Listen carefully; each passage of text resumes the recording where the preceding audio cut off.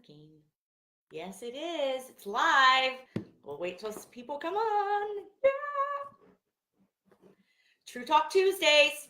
True Talk Tuesdays. Kim's got a red lip on today, so you know she's feeling spunky. And I'm not having a Red Bull today, you guys, because a lot of you yelled at me about my Red Bulls. So I'm having a Bang energy drink, which is supposed to be much better for you than the Red Bulls, right? So please don't yell at me, anybody.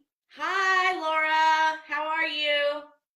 Yes, I was just explaining you guys about my red lip and I'm feeling spunky and the fact that I'm not drinking a Red Bull today. I'm drinking a Bang. So I don't know if that's any better, but you know, here we go. We are talking about teenagers today. And I really feel super passionate about this. And one of the things, hey, Aaron, I want to have this a little bit more interactive. I've been writing all morning about some things that I want to talk to us about. Hey, Nicole, Nikki, and but I also want you guys to kind of join in with me so we can have a little bit more, you know, talking back and forth because I felt a little bit awkward just talking at the screen. And I want to say this. I am not a therapist. Now, we all know that I've been in enough therapy that I could be like a professional therapist assistant, right? Absolutely.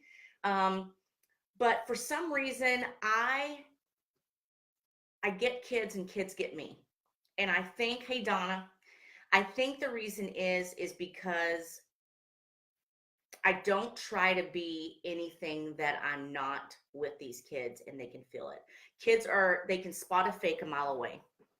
And I'm just very honest about who I am. And I'm very honest with the teenagers about what I expect from them. So I want to just start on the first thing that I wrote down. And I just said, you know, teenagers are just little growing adults trying to figure out who they are, what they like, what they want, all while the whole world is watching and judging them. So let's give them a break. As dance teachers and educators, let's give them a safe space to allow them to be themselves with all their faults, all their insecurities, and help them flourish and grow into the spectacular human beings they were meant to be. And I think that if we can just love them for everything that they are and everything that they're not, that they're going to come up and love us right back for that. Because I think that it is very hard. Hey, Tam, it is very hard to be a kid these days. It's very hard to be a teenager these days. And we all go back and we talk about social media being very hard for teenagers. And it is, you know, I never had to go to my phone and wonder or not if I was a good dancer based on how many followers I had or how many people liked my Tilt Tuesday picture or things of that nature. And it's disheartening to me that wonderful kids and wonderful dancers that may not fit the mold already have determined if they're great by how many people have liked them or are following them. So, you know, as a teacher, you know, my favorite preacher, Joyce Meyer, she says, our words are containers of power. You can lift someone up or you can tear someone down. So choose your words wisely. And one of the things that I want to ask as teachers is, what kind of teacher are you? Do you teach by fear? Do you teach by negativity? Or do you teach by positivity? Do you lift them up? Do you reinforce them? Do you compliment them? I know that who I am now as a teacher is much, much different as who I am when I first started at 18, 19 years old. And it's a shame. I wish I could go back and take all those kiddos, the first generation that I had, and smother them with love and compliments and praise and see what I could have done with that approach to teaching rather than intimidation and fear and you're not this and do that. And I think that we grow as teachers and we learn, you know, it's been 25 years now that I'm teaching. And so that's why I think it's so important. I had a group of dancers recently that I went in and I kind of gathered the teenagers up and I said, why are you having such a hard time letting go? What are you so afraid of? What are you so afraid of messing up? What is it about this safe space and what I'm giving you, and I'm telling you, please just be yourself. And they said, our teacher's mean. Our teacher's hard on us. She's always in a bad mood, and she's very negative. I said, okay, thank you for trusting me. Thank you for trusting me with that. And I pulled the teacher off to the side after that, and I said, can I say something to you very honestly? And I want you to know how your students feel. I think it's very important that you understand. And I told her this, and she said, well, they're all brats. They're all brats. And they don't work hard for me, and they make excuses, and they're this and this. And I said, I have to be honest. I never think it's a child's fault. I think it's very easy for us to blame the student. It's very easy for us to blame the dancer. It's very easy for us to blame the child. But us as adults, us as teachers, us as educators have to take that and figure out, what am I doing wrong? We're not going to give a perfect scenario where every kid, especially this generation, wants to walk in and be 100% and be amazing and dance full out and dance all these certain ways, because we're not all built like that. So what are we doing as educators that's going to train these kids to want to be amazing? And at the end of the day, you guys, I have to be honest, you don't know what happened at home that day. You don't know what these kids are going through. Maybe mom and dad got in a fight that day. Maybe they were bullied that day. Maybe somebody told them they were fat that day. Maybe all these things are happening in their minds that you don't know, and you're supposed to be the one safe place that they have to go to. My dance studio was the one safe place that I had. It's the safe place that I felt beautiful, and that's what that you have to provide these students. And so I think a lot of times, you guys, teenagers, give them a break. Give them a break. Maybe they are tired.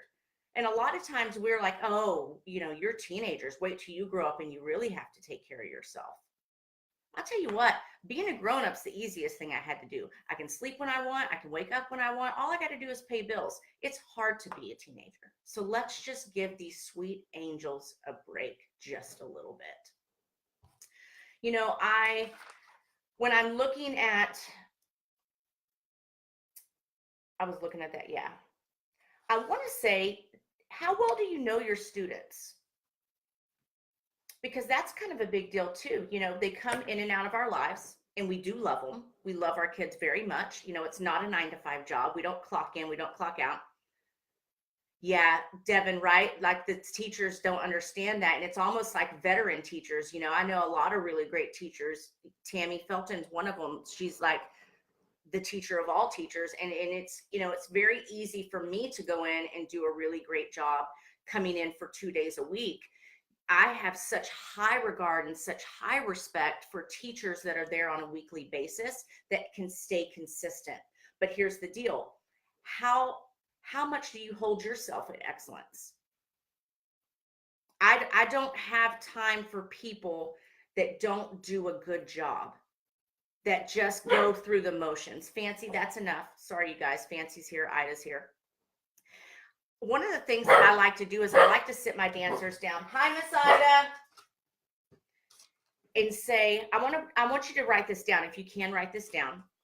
Some kids don't feel comfortable talking. So what I want you to do is I want you to make a sheet. And this is for your preteens, and this is for your teenagers as well. It's going to be 6 questions that I want you to ask them. I want you to ask them, what do you love about dancing? Some of them, I want you to open it up for conversation, see what they have to say. Next one is, you're really running my vibe right now, Fancy Pants. What do you hate about dancing? You're going to be surprised. The judgment, the competition. I don't feel as I'm as good as other people. And you're right, Aaron. There's so many insecurities in teens, and this is why they get defensive. You're exactly right. They have a problem trusting people because they don't feel like they're allowed to feel that way. And they are absolutely allowed to feel that way. That's exactly right. Let them feel that. What do you hate about dancing? Ask them, why do you hold back? And why are you afraid to go full out?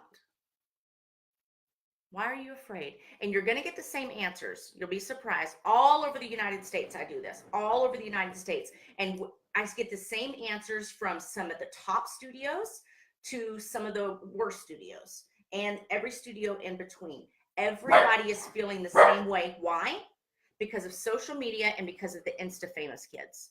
So all these wonderful dancers that have their own talents and their own specialties and their own wonderful things to bring are comparing themselves to these kids that are just absolute superstars, that they cannot compare themselves to. I ask them, what are you most proud of in the whole world? Not to do with dance. Maybe it does have to do with dance, but what are you proud of? Are you kind? Are you really smart? Are you good at writing? Find out what they're really good at outside of the dance world. Because here's the end of the day, guys. We're not just creating, I always say this, we're not just creating successful dancers, we're creating successful human beings. That's what we're trying to do. I always talk about the times as I'm not trying to make just professional dancers. I'm trying to make bosses and CEOs. That's what I'm trying to do in the dance space. And then I ask them, do you feel safe and comfortable here? That's really important. Maybe some of them don't. And there's been a lot of times that I've asked that question and they've said no. And I felt it really interesting that they had the courage to say, I don't. And my first answer to that little girl, and it's the same little girl that we talked about last week that wrote me that note that was abused, that said, I don't feel noticed. I don't feel noticed. And I don't feel like if I was here, it would even matter to any of my teachers.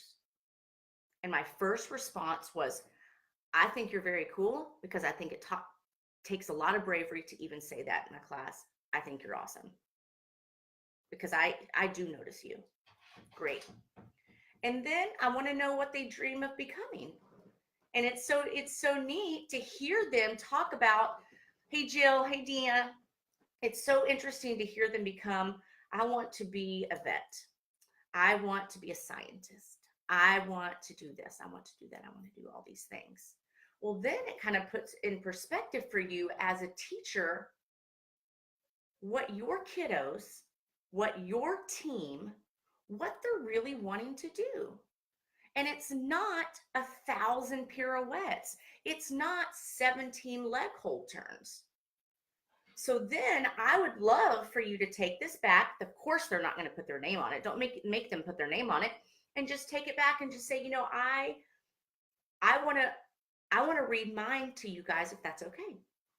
Because then you're sharing a part of yourself with them too. You want to tell them what you love about dancing with them and teaching them. But then you also want to tell what you hate about it. And then you can say something like this. You guys, I have to be kind of honest. I hate that I love coming in and I feel like I love teaching you more than you love dancing for me. And that's just me being honest. I hate that sometimes that you don't dance full out for me, and I'm always full out for you. And stop it at that. No more than 2. But that's okay, because the way I feel when you do dance for me full out is worth everything. Is worth the bad days. And we all have bad days, okay? We all have bad days. So I got your back. And it's just you're just being human to them. And so guess what? You're just saying to them, I understand that you have bad days because I have bad days too, but I promise as your teacher to try to leave my bad days at those doors for you, because you deserve more than that. And then you've made a pact. You've made a pact with them.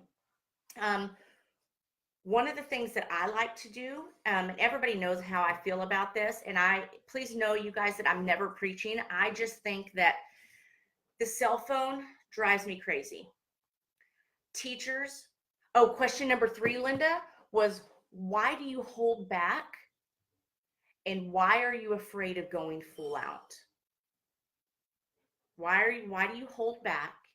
And why are you afraid of going full out? And the answers usually are always, because I do these with Changing Lives when I go in, are I'm afraid of being judged. Nikki, did you get that one? 3? Okay. Let me know if you didn't get it. And the answer is always judgment. And I tell them this. I go, can I be honest? You're being judged when you walk into 7-Eleven. That's just the world, and it's the way it is, and it's a shame, and I hate that for you, but I'm being your big sister right now, and you are being judged every second of your life. So you can have a pity party and you can feel sorry for yourself, or you can go about your business and be the awesome kid that you are and not let that drag you down, because you're letting people steal your joy. Are people judging you when you dance full out? Yeah, yeah, they are. And that's their problem. That's not yours. So you love to dance, correct? Absolutely. So you're going to tell me that because Pouty Powderson's over here is judging you, you're going to let her steal your joy? Nope. Nope. Yep, we all got that. I missed question 4 and 5. Thank you for writing that there, Devin. Thank you. The cell phone. I have noticed that when you give the kids a water break, they're not going to get water. They're going to check their Snappy Chattersons. They're going to check their Insta. They're going to check their likes. And I've seen the class rise above and everybody's on great cloud nine. Everybody's so happy. They go to check their phone. They come back in a bad mood, especially the teenagers. Their boyfriend said something. Okay. Well, guess what we're going to do? We're going to leave our phones, and I call it that you deserve to just dance box, or you deserve to just dance. And I say it like this. I don't come at them and say, I'm tired of you checking your phone. I'm tired of you doing this. I'm tired of you doing that. I don't come at them like that. I just say, you know what, you guys, sometimes I've noticed that I'll be in a really great mood, and when I go check my phone, it kind of bums me out a little bit. But when I'm in here just dancing with you, it makes me happy. So my phone is going to go in this box right here. And I am not going to look at it until I finish my class with you, because I deserve that time, and so do you. So you can either get a box, and as they walk in class, they put their phones in the box, or you can get, some of y'all have heard me talk about this, you know, the little shoe holders you get at Walmart, and it goes over the door and it has little pockets. Get that and have them put their phones in that. So there's no more doing any of that. And then they understand they get those 3-4 hours to themselves to just dance their feelings out and make it like that. And they'll start to crave that, and they'll start to understand that. Cell phones, totally. So you took them away last year. No phones on water breaks or meal breaks. Changes the game, right, Amy? Absolutely. Absolutely. And then we just dance those feelings out.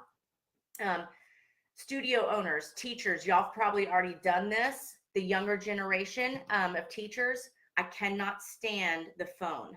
I have walked in when I do faculty trainings and things of that nature, and the teachers, Nikki, I know, and everybody is on their phone like this in between the classes. They'll go to check the music and pick it up and answer a quick text.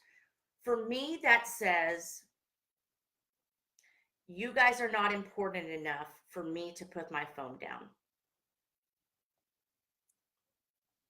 Thank you, Nick, right? The whole staff. It just says that. It's the same thing when you go out to dinner with someone and you pick up your phone, and I'm talking to you and I'm having a conversation. I'm like, yeah, absolutely. It says you're not important enough for me to put this phone away. And that's what it speaks volumes to the kids too. So we have to be an example. If you say, okay, well, my music's on my phone, then go put your music on a cassette tape. I don't care what you bring.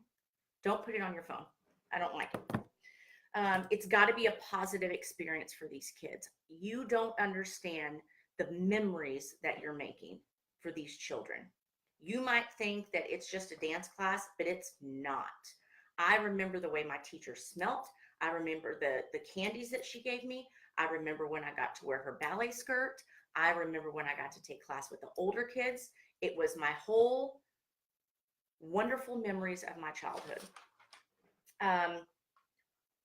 Another thing I want us to do, you guys, is, you know, it's hard for these teenagers to look anybody in the eye and speak to them.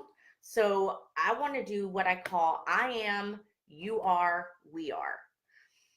First thing I have them do is I stand in straight line and we do I ams. We've talked about this before. I think maybe if some of y'all haven't heard me speak, where I have them stand in a straight line, facing the mirror, hands behind the back, shoulders down, chins up, and they just have to say, I am something. Um, I am beautiful. I'm talented. I am smart. I am wonderful. I am happy. I am going to make something out of myself. I'm stronger than I used to be, whatever it is. And you'll notice that when you first start, the kids cannot make eye contact with themselves. That's fine. What we're teaching them to do is to be okay with who they are in their skin and be able to stand up and say something. Great. We go from there to the straight line. They have to then turn to the person next to them, look at them in the eyes, and say, You are. You are smart. You are funny. You are likable. You are amazing. You are my friend. You are this. And they have to go down the line this way, and then they have to go back down the line this way. From that point, you'll see that it's very hard for them because they can sit next to each other and they could text each other, I like you, but they can't say it to each other. So what I'm trying to build with the teenagers, with the preteens, is some sort of life skills where they're able to walk into someone, walk up to someone, and speak to them looking at them in the eye. The next thing we do is we go into the circle, and you can go bam, bam, bam, bam. I like to do it at the end of class. Go round, and then they grab hands, and they say, we are. We are amazing. We are this. We are that. We are this. Hey, Cal, we are all these things as a team. Because one of the things that I want you guys to understand, that a lot of these kids go from different schools and they might not be part of the cool kids. They might not fit in. They might not do whatever. But at your studio, they should feel a part of something. Regardless if they have no dad, two dads, one mom, two moms, they're rich, they're poor, whatever. Your studio should provide a space where they feel like everybody else. They feel special, they feel perfect, they feel amazing. And I feel like that's why dance is the greatest thing in the whole wide world. We're not just winning competitions, we're creating really wonderful human beings. And I think that when we start to take that approach towards the teenagers and we give them that, you're not going to have to worry about them working hard. They're going to want to work hard for you because that's the place that they need, not that they just want to go, that they need. And I think that one of the things to always remember is you're the adult, they're the kids, you set an example. And like I always say, and I don't mean it mean, if you can't pull yourself together, then don't go teach those kids that day. Because you don't know if that's the day that they need you the most. You don't know if that's the day that they might harm themselves, that they need an extra hug, that they need extra attention. And pay attention to every kid. Read them, touch them, love them, see them, correct them, hold them accountable, hold them to a higher standard at all times. It's why I always say, it's more than just dance. It is. The last thing we need to worry about is if they're winning a dance competition, you guys. It's the last thing we need to do. So I won't keep you guys longer. I always say that I won't keep you guys longer than 20 minutes, just kind of a little fresh up. But you guys, with most of y'all don't even know what I'm doing, changing lives. I quit working on a convention because this is what I feel really passionate about. And that's what my company does. I've hired a team of the best of the best is who I think my team is. And we go into studio owners and studios and work with the faculty and work with the parents, doing parent education classes, studio owners, faculty training, of course, with the dancers. And we do kind of an in-studio retreat. And it's been extremely successful. And I feel really, really blessed. I feel that I've had the greatest people in my life. I've had some ups and downs, and everything's been to bring me to this place to kind of share the word just a little bit. And I wish the competition and everybody wasn't affected by it, but I wish that we could do away with competition for just one whole year and everybody get together, every dance studio owner, teacher in the whole wide world in one room and talk and share stories and love each other and just make this world a really great place for these kids, because dance saved my life, and I hope it saves others. So have a really great day, you guys. Love each other, love on those kids, and I'll see you. We're going to start doing True Talk Tuesdays once a month, so it's not too repetitive. Please send me your questions at kim@kimexplained.com, and we'll make this a little bit more interactive. Of course, Nikki, I love doing this. It's so fun. And thanks, you guys. Thanks for letting me talk. Bye. Have a great day.